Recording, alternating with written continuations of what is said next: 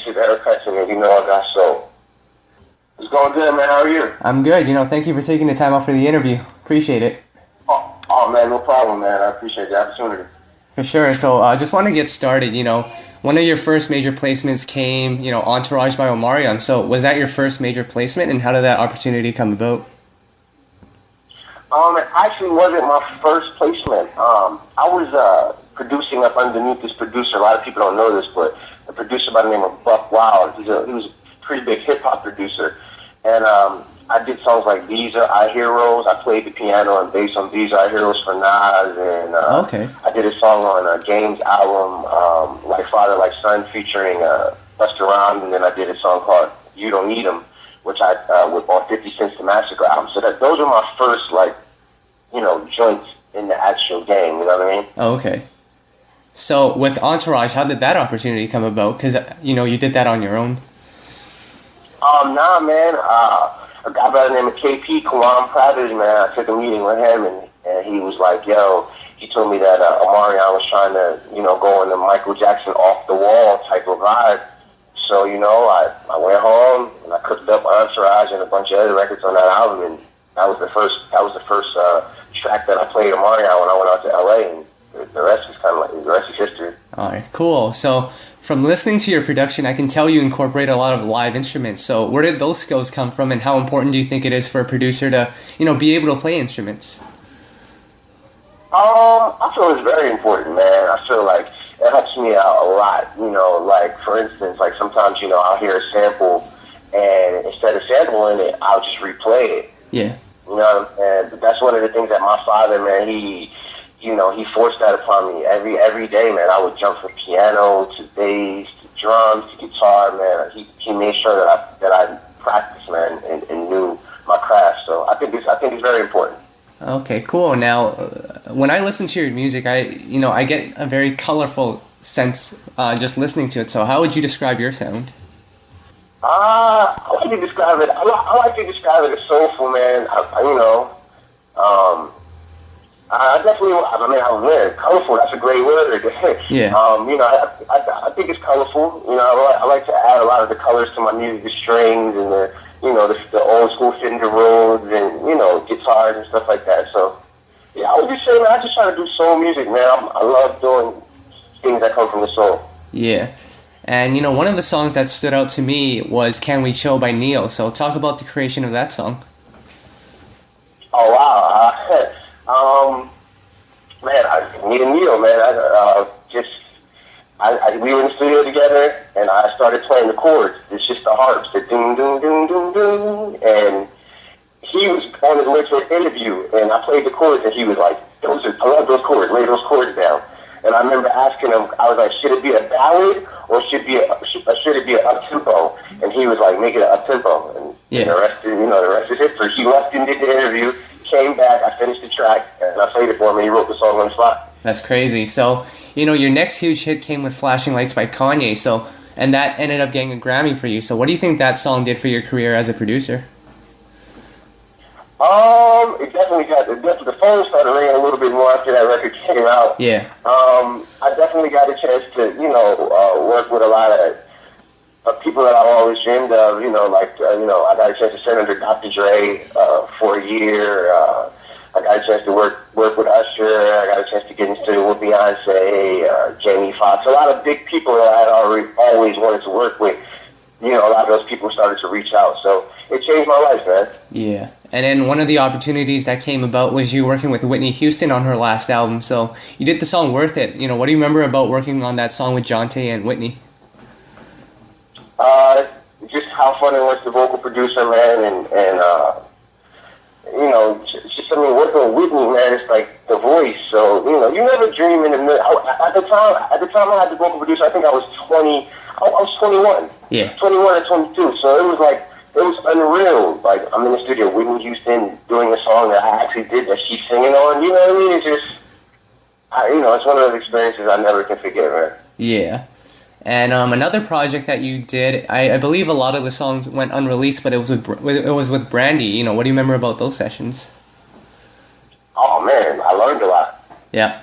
I learned a lot. Yeah, because I thought I knew how to vocal produce, until I got around Brandy, and then I learned, like, wow, like, there's a whole another level to vocals.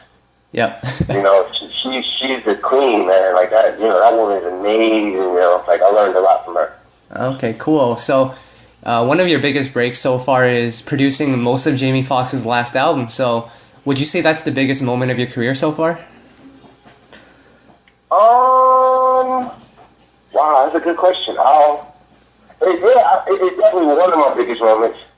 I definitely have to say that the Flashing Lights Kanye moment was one of, that's like my, that's one of my biggest moments. But yeah, definitely doing the Jamie album was an amazing experience, man. Just the fact that I got a chance to do a body of work was, my first opportunity of doing a body of work was, challenging, and it taught me a lot as well. Yeah. And another artist that, you have a really good working relationship is Mary J. And you work with so many different artists throughout the years, but it seems like with Mary J, you guys just have that special chemistry. So, when you're working with all these different artists, are you trying to give them each something else, or how do you decide what to give one artist versus another artist? Well, man, that's kind of been like my downfall, I guess, and, it's hard to identify my sound. Like, I've never been able to catch a run like a Pharrell or a Timbaland or Swiss Beats per se, because I can't stick with the sound. So anytime I get with an artist, I try to adapt to what they want to do, opposed to just giving them what I think they. You know what I mean? Yeah. I try to combine both worlds, so you usually get a different sound. Like Jamie Foxx's Best Night of My Life sounds nothing like 25/8 by Mary J. You know what I mean? So, I just try to vibe with the artist and do what the artist is feeling at the time. Yeah. Now talk about working with Mary J, because she's called you for pretty much most of her latest albums. So what do you think she sees in you? Me and Mary, man, we just connected, man. Mary is the queen of soul. She loves soul. You know what I'm saying? And I grew up listening to Gladys Knight and Curtis Mayfield, and Mary can relate to that. So when I come in with those soulful tracks, it's like she always laughs and jokes and says, I have an old soul. You know what I mean? So we just connected, man. She called me her little brother. That's like my big sister. So we just connect musically. All right, cool. So one of the new songs that's coming out is Al Varner's new single. Can you just talk to me a little bit about that and what we can expect as far as the sound? Yeah, you know what? I don't know if it's her. I'm not at liberty to say it's her first official single. Yeah. But I'm crossing my fingers on that. But as far as the sound, man, it's like some new Jodeci, man. It's like a female doing Jodeci. Oh wow. That's crazy. It's really, it's it. That's how I can sum it up. It's like female Jodeci to me. Yeah. And who else are you currently working with? I'm actually back in working on Mary's new project. Quietly started that. You know what I mean? And also I executive produced Justine Skye is an artist on Atlantic, and her EP drops August 20th. So I just finished wrapping that project up. Just working on some stuff for Jennifer Hudson, Omarion, Rayvon. I did a lot on Rayvon's album that's going to come out. I did half of Marsha Ambrosio's album too. That's coming out, I believe, sometime in October. I did 5 songs of that new EP. So, I'm just working, man.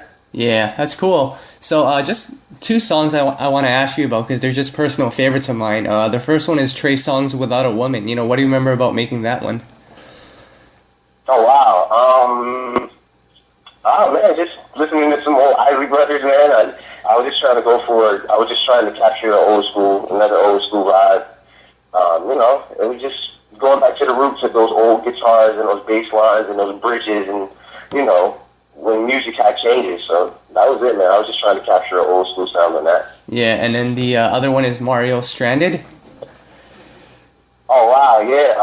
Man, me and Sean Garrett did that record. That was fun, man. That record, Sean's a genius, man. He just started singing the Stranded melody. He just started humming the melody. And then I just started playing on the Rhodes, playing on the keyboard, playing behind him, and it just kind of came together. And like took Sean like 15 minutes to write that song, man. Oh wow! So now that you work with so many artists now, and I noticed that a lot of the artists that you work with, they're actually true vocalists. So are you more selective with who you want to work with now because you work with so many of these true vocalists? Yeah, I am, and that's why I'm really excited, man, about this new artist, Justine Skye, man. Like, you gotta check her out. Like her EP, man, is incredible, and it's like the first project that I'm actually executive producing. I executive produced it, and you're gonna get a chance to hear real vocals, real harmony, real production, real, you know what I mean? Just real singing. So, I would say I would tend to like to work with singers that, you know, can tend to sing. Yeah. You know what I mean? Yeah, and it seems now in R&B and pop, it seems like real instruments are coming back. So do you feel like this is your time to really capitalize on things? Yeah, I do feel like this is my time. Like anytime, if you look at my career, anytime I put music out, it's actually changed. It's changed the tempo of music. Like when Entourage came out, yeah, there was nothing on the radio that had sounded anything like that. Nothing in that tempo. It went against everything the radio was doing at the time. Yeah. So that's my thing. And when Flash and Lights came out, it's the same thing. It kind of changed the tempo of radio. So that's my thing. I just want to just keep pushing forward music, man. Keep bringing challenges to music. Yeah, cool. And that's all that I had for you. Is there anything that you'd like to add? No, man. I just appreciate the interview, man. You know. Yeah, for sure. It's good for me to do this, man, because I've done a lot of work, man. But a lot of people don't know. You know what I mean?